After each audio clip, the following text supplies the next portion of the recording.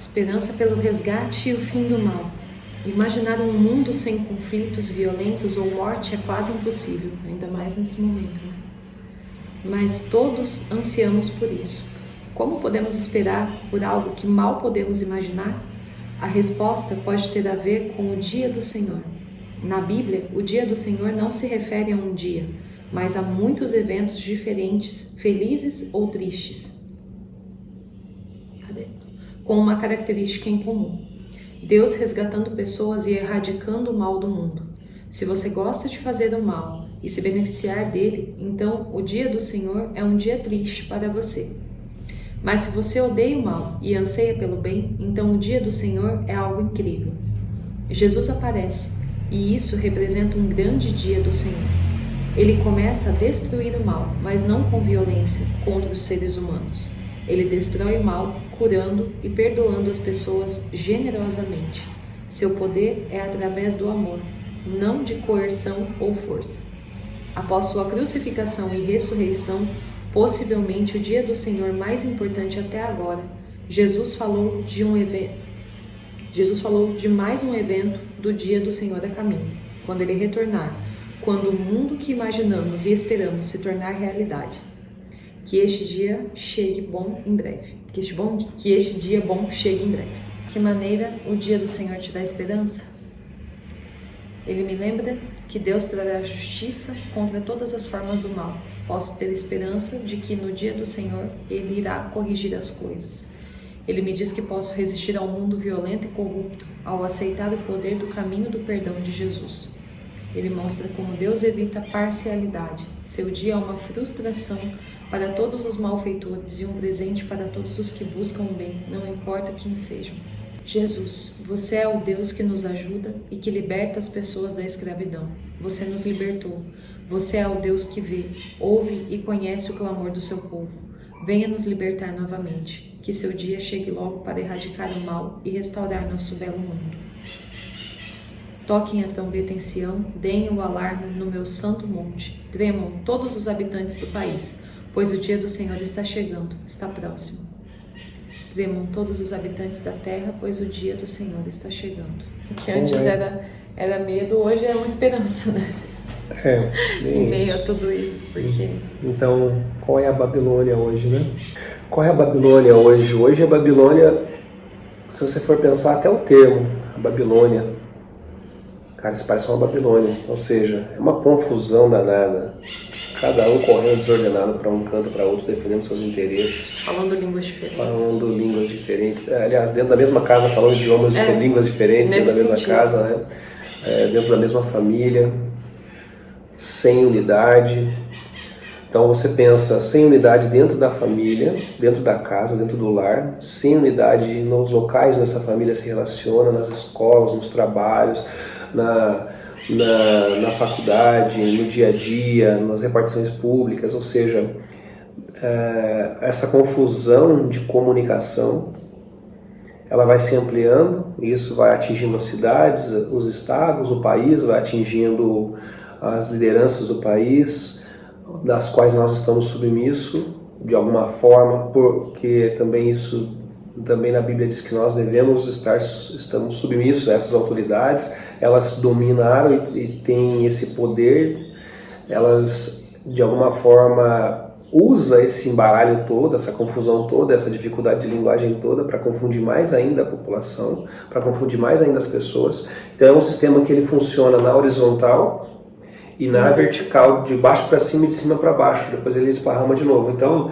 basicamente, se você for pensar, começa aqui na base. A base está confusa, ela vai se confundindo, isso vai subindo, confundindo, chega lá em cima está confuso também, só que lá em cima quer manter a confusão, quer manter a dominação, isso começa a descer confuso de novo, com uma outra resposta mais confusa ainda, até chegar na base. Através das novelas, você está ensinando essa confusão. E confundir mais ainda. Então, onde que está, na verdade, aí eu digo Gênesis 2:15 nosso, né? Onde que está vamos dizer assim, a chave da virada desse negócio? A unidade, a família agora zelar e cuidar, o chefe da casa, que aí também já tem uma outra confusão, que é a inversão dos papéis, o chefe da casa, não vamos chamar de chefe da casa, mas quem exerce o governo, o patriarca da casa, ele às vezes ele deixa esse papel para a mulher, ou ele deixa para os filhos, trocam os papéis, vira essa verdadeira confusão dentro de casa. E por conta disso, então, uma das soluções seria realmente como que chega a essas pessoas, como que a gente conseguiria afetar positivamente as pessoas para mostrar para eles, cara, enquanto você não organizar seu lar, enquanto você não organizar sua casa, enquanto você não organizar sua família, enquanto você não criar unidade com a sua família, trazer sua família para perto, se tornar uma unidade, falar a mesma linguagem, vocês não vão conseguir ser uma célula forte para poder subir nessa vertical, influenciando os outros pontos, né? Se você for ver bem uma reação em cadeia, você falou uma coisa bem interessante, o chefe da família. E quando a gente escuta isso, o pessoal que defende aí... nem vamos falar, né, dessa galera que toda aí, né? Mas assim, o que eu percebo é que a maioria dos homens acaba assumindo esse papel de chefe mesmo, de querer mandar na situação. Não, eu vou tomar um chá. De querer mandar na situação. Sim. A maioria dos homens, eles acabam criando essa postura de chefe da família e não... Ele quer ser um mandante da coisa, né? Exato, e não de governar. E não governo. Então acaba que ele vai chegar, ele vai mandar, ele vai dar ordens, ele vai gritar, esbravejar, vai mostrar toda a força e todo o poder que ele tem ali dentro, só que ele não vai exercer a função, que seria o governo. Ele não vai parar e orientar um filho, conversar com o filho, ou parar e orientar uma esposa, de repente protegê-la, defendê-la, andar à frente, como a gente diz, né? Que essa coisa da submissão, ela não é vertical, ela é horizontal. Né? Então, ele não vai criar esse hábito de cuidar, de proteger, de defender. Ele não está ali para ser o chefe, ele está ali para ser o protetor, para ser o cuidador, o provedor. E aí, como ele não faz essa parte, que seria a parte mais esperada, mais necessária que ele fizesse, a mulher se vê na necessidade de assumir esse papel.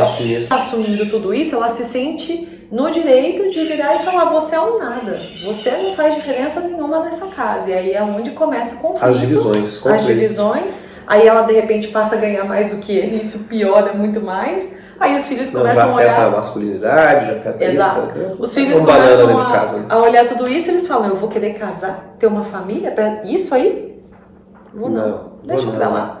Pra que eu vou querer essa confusão? Vou viver sozinho, criar 2 cachorros, um cachorro e deu. Não tem nada contra quem cria cachorro. Não, com certeza não. Mas, né, já não querem mais ter filhos e pensam só assim por causa dessa confusão que estão vendo. Pra eles, a imagem de casamento é algo ruim. Exato.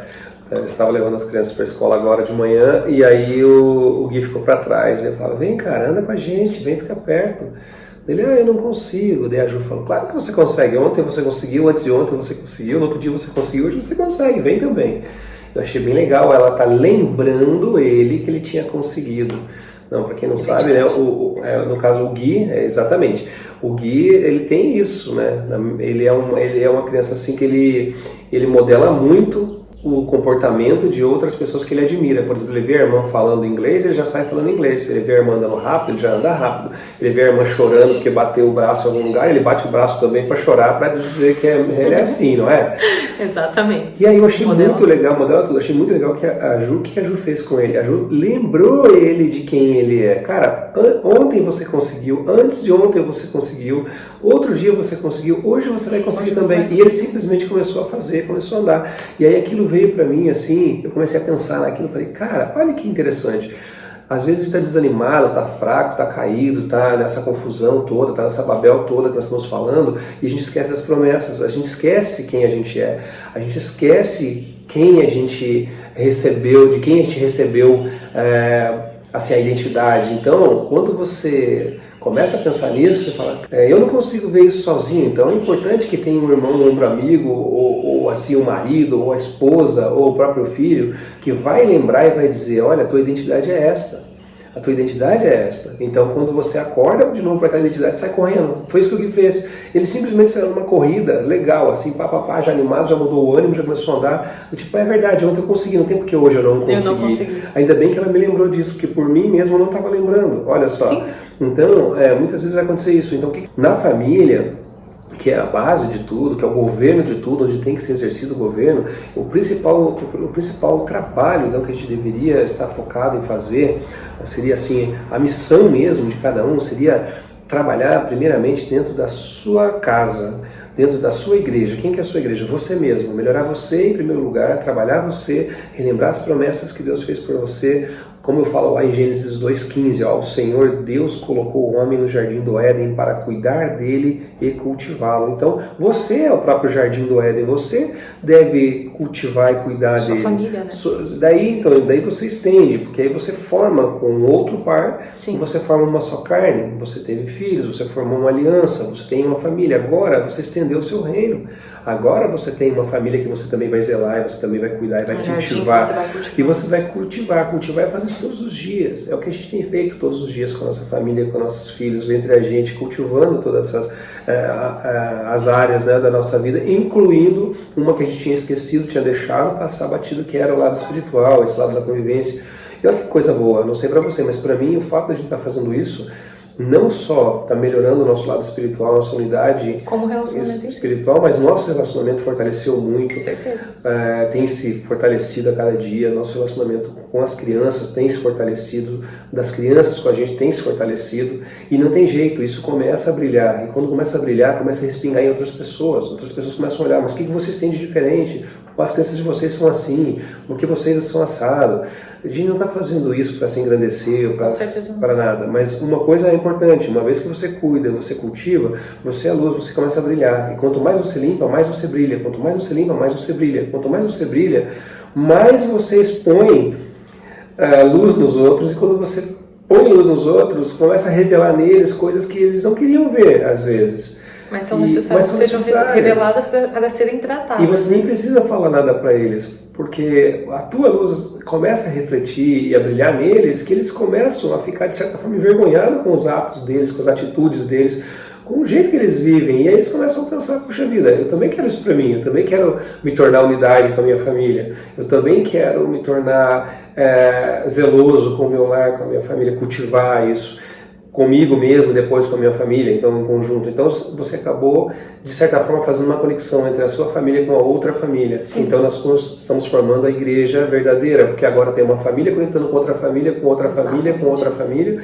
e essa base ela vai se estendendo. Então ali, e o Senhor Deus ordenou ao homem, coma livremente de qualquer árvore do jardim, mas não coma da árvore do conhecimento do bem e do mal, porque no dia em que dela comer, certamente você morrerá.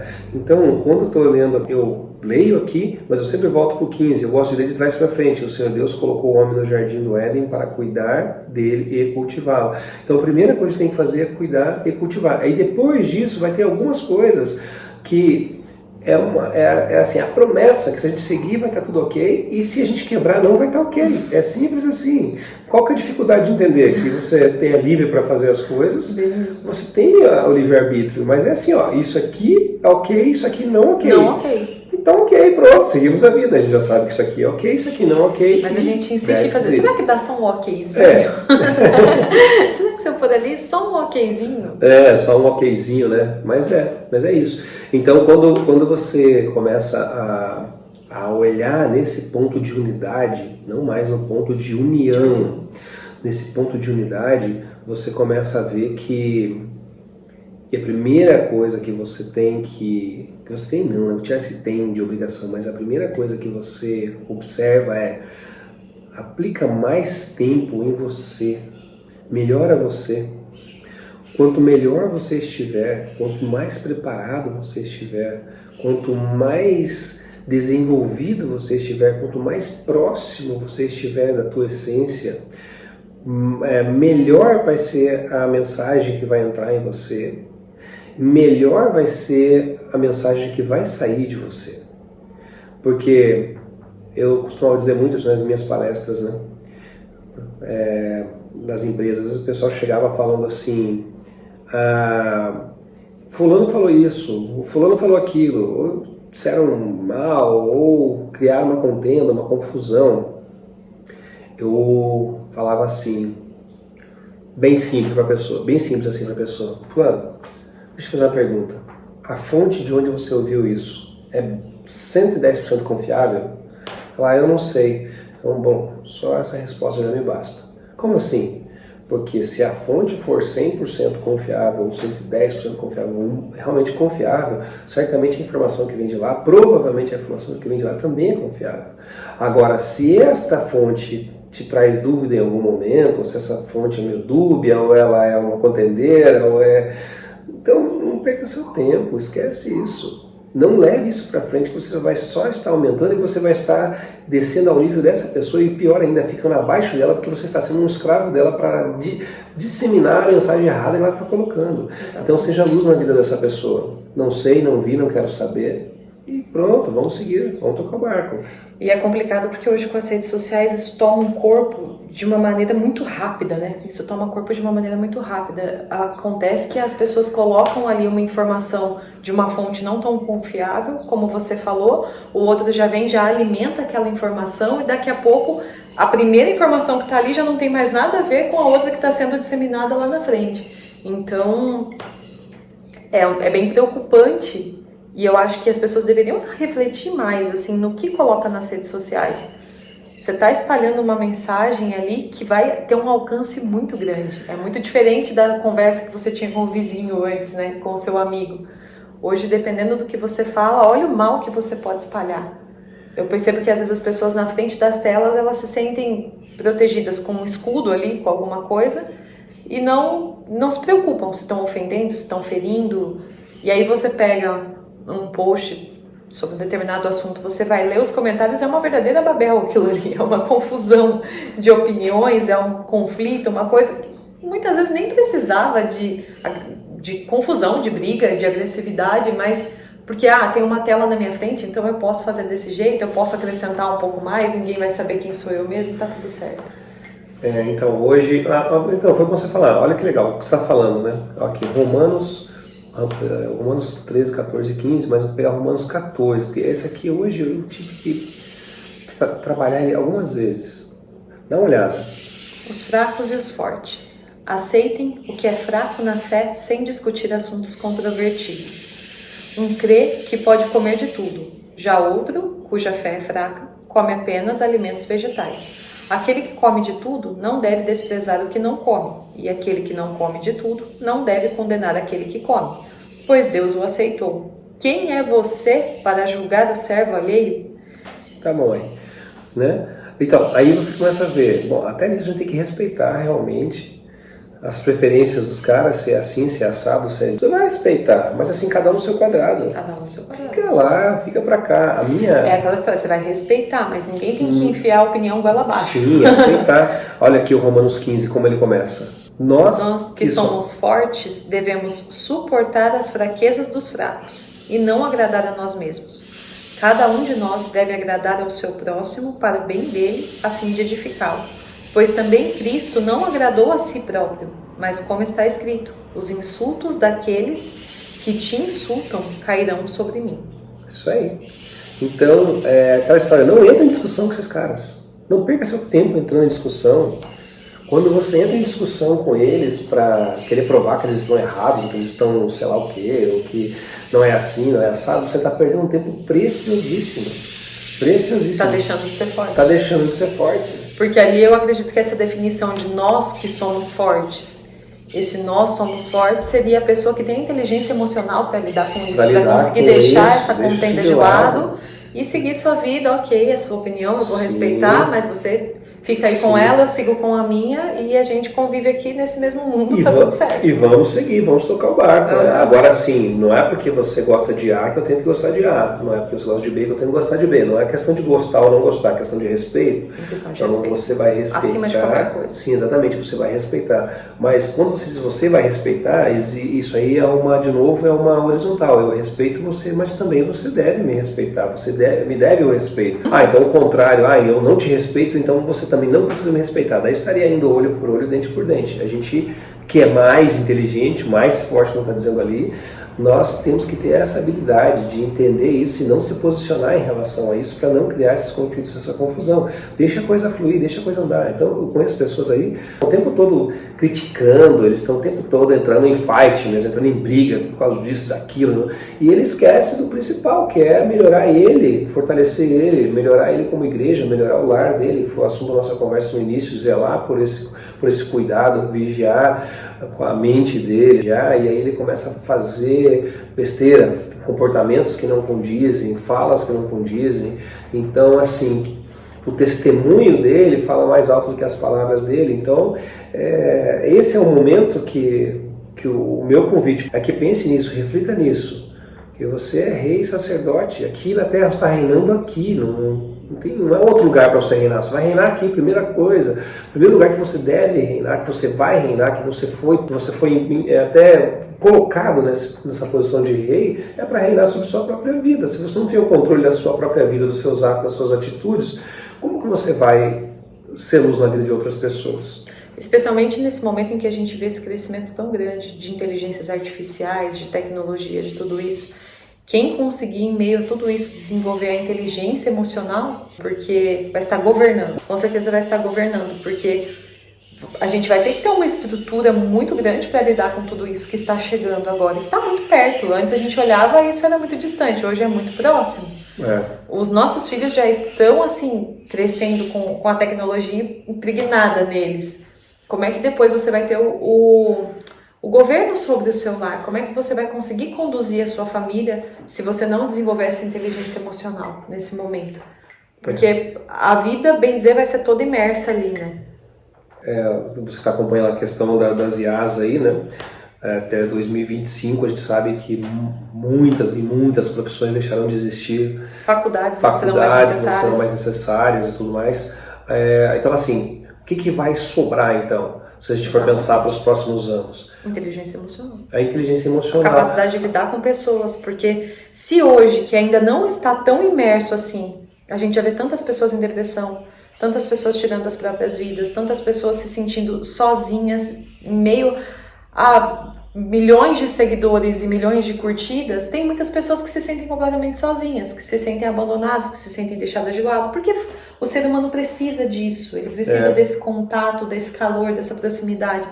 E quando isso não acontece, ou pelo menos de um olhar direcionado para ele, não só uma mensagem genérica que abrange... Eles usam uma mensagem padrão genérica que atinge muitos corações. Que fala o que a gente quer ouvir. Fala o que quer ouvir. Mas assim, quem está chegando uma bênção financeira na sua vida essa semana, comece a agradecer. Mas que é isso? Quem escuta o que quer ouvir é criança, gente. Vamos falar a verdade. Tudo bem que lá, né, Jesus diz que se você não for como uma criança, não vai dar o... mas é em outro sentido. É em outro sentido, não é esse sentido não cheio de mimimi, cheio de confusão, né? E de ficar sentado esperando ganhar. Esperando, né? Bom, a gente daqui a pouco tem que ir para outros afazeres. Você quer fazer mais alguma consideração? Quero fazer uma leitura de Romanos 13 ali. Justamente esse comentário que eu estava fazendo, que quando a pessoa não tem essa proximidade, quando ela não tem esse calor, essa mensagem direcionada para ela pode se sentir muito perdida. Então, quem conseguir futuramente ter a capacidade de fazer isso pelo próximo, ter essa empatia pelo próximo e ter não diria nem só empatia, mas ter o coração voltado para isso, para ajudar realmente, para dar essa assistência, para falar com a pessoa, para envolver num abraço, ainda que à distância. Eu acredito que vai ser uma contrapartida das IAs, mas vai ser uma inteligência extremamente escassa e necessária. Na Terra. Então, para a gente finalizar o bate-papo de hoje, o que a gente pode concluir dessa conversa? Eu vou fazer uma leitura aqui rápida e aí a gente finaliza, tá? Você fala uma coisa e eu posso falar outra. Romanos capítulo 13, versículo 11, 12, 13 e 14. 11. Chegou a hora de vocês despertarem do sono, porque agora a nossa salvação está mais próxima do que quando cremos. Então tem gente que ainda nem creu. Tem pessoas que ainda eles não creram, eles não acreditam, porque não despertaram. O primeiro passo é a pessoa tomar consciência de algo. Ele nem teve essa consciência ainda. Então o nosso trabalho como anunciantes das boas novas do Evangelho, é tornar isso conhecido para as pessoas. Nós estamos aí em 2023 e tem gente que não tem noção do que nós estamos falando agora. O cara acorda, dorme como se fosse um animal, ele não tem noção que ele é trino, que ele é corpo, alma, espírito, ele não sabe disso, ou se ele sabe, não sabe, ele não consegue ver isso, então ele ainda está dormindo. Ele não consegue praticar não isso. consegue praticar isso. Então, nosso primeiro momento aqui é despertar esses caras para verem que há esse outro lado, esse mundo. Aí, uma vez que teve a consciência disso, passou a crer. Então, ok, agora eu tenho um entendimento disso. Então, vamos lá, porque agora a nossa salvação está mais próxima do que quando cremos. Então, agora que eu já tenho entendimento, então está muito mais próximo, né? Lembrando que nós temos aí as 3 categorias, eu acho muito legal de dividir assim para ficar mais fácil. Nós temos aí todas as pessoas do mundo, dentro dessa galera toda aí, nós temos os que não são salvos ainda, porque não creram, não acreditaram, não sabem disso, então eles não são salvos. São filhos de Deus, mas não são salvos. E temos os salvos, aqueles que creram. E temos aqueles que creram e aceitaram o reino. E é esse cara que eu estou falando, são os reinantes. Que aí somos nós, e você que está assistindo a gente provavelmente vai começar a se questionar e vai dizer: como que eu posso me tornar um reinante? E isso vai ser um assunto vai ser um assunto para o próximo dia, certeza. Como você então, 12, Romanos 3, verso 12. Ó. A noite está quase acabando. O dia logo vem. Então, olha só, é hora de despertar. Chegou o momento do despertar. Acorda, vamos, chega. Portanto, deixemos de lado as obras das trevas e revistamos-nos da armadura da luz. Quanto mais próximo da alva, do raiar do dia, da manhã, significa que mais longe da noite eu já estou, da escuridão eu estou me aproximando da luz, eu estou sendo revestido por essa luz, e essa luz não tem como, ela vai refletir em outras pessoas, em outras vidas, em outros lares. Eu acho que é importante ressaltar também que esse despertar, ele acontece antes da luz. Sim. Ele não acontece depois que já está tudo claro. Está tudo claro, depois que já está tudo bem. Os anjinhos cantando, a luz, o sol raiando. Você vai acordando. Você acorda quando ainda está nas trevas. Que ainda está a transição ali das trevas para a luz. E isso muitas vezes muitas vezes não. Eu acredito que é a parte mais desafiadora de tudo. É você conseguir acordar em meio às trevas. Você acorda ali antes de tudo clarear e você consegue ter a percepção, ter a fé de que aquilo vai clarear, que aquilo vai acontecer. Sim, e olha aí, para finalizar então o 13, depois 13:14, né? Mesmo você estando ainda nas trevas, no escuro da noite, no findar da noite, quando começa a raiar o dia, mas você ainda na escuridão, como a Vanessa acabou de falar agora, olha o que diz aqui em Romanos 13:13, comportemo-nos com decência, como quem age à luz do dia. Ainda nas trevas. Ainda nas trevas. Mas você está se comportando como quem está à luz. Então, onde é tuas trevas? Às vezes a sua faculdade, tá todo mundo lá criando confusão, bebendo, enchendo a cara, não sei o que, prostituição, mas você é a luz no meio dessas trevas. A tua família está toda torta, toda virada, você é a luz dentro dessa casa. A sua empresa está toda detonada, ou os funcionários, os colaboradores, os parceiros, você é a luz dentro desse lugar. Você tem que se comportar desse formato. Está dizendo aqui, ó, comportemos-nos com decência. Não é só para você fazer de conta. Isso torna-se um hábito da pessoa que é a luz, que está resplandecendo.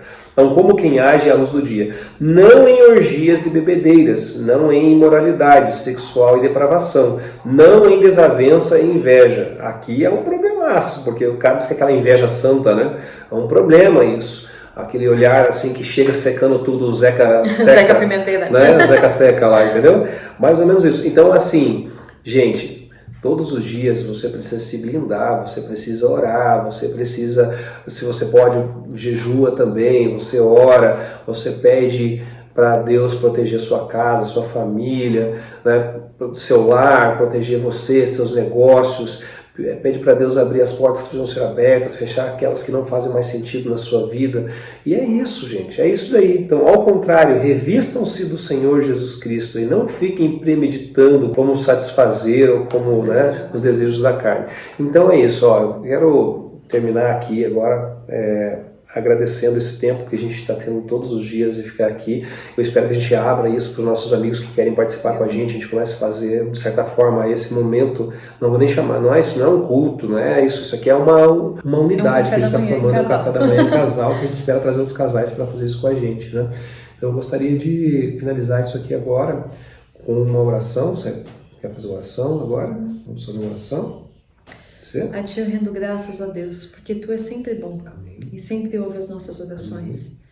O Senhor renova a Sua misericórdia sobre as nossas vidas. Amém. Todos os dias. Amém. E na nossa parte, nós buscamos que o nosso coração e nossas mentes também sejam renovadas todos os dias para aceitar cada vez mais esse amor, essa misericórdia e toda a graça que o Senhor puder derramar sobre nós. Que essa graça não apenas seja derramada na nossa casa, mas que ela transborde para outras famílias, para todos os nossos vizinhos, para as pessoas que estiverem por perto, que todos que cruzarem o nosso caminho nesse dia possam ver o Senhor, possam ver a Sua luz brilhando em nós, para que a gente possa impactar cada vez mais e mais vidas. Em nome de Jesus, que Amém. Nosso dia seja abençoado. Amém. O Senhor te abençoe e te guarde, o Senhor faça resplandecer o seu rosto sobre ti e tenha misericórdia de ti. O Senhor sobre ti levante o seu rosto e te dê a paz. Um ótimo dia abençoado. Amém.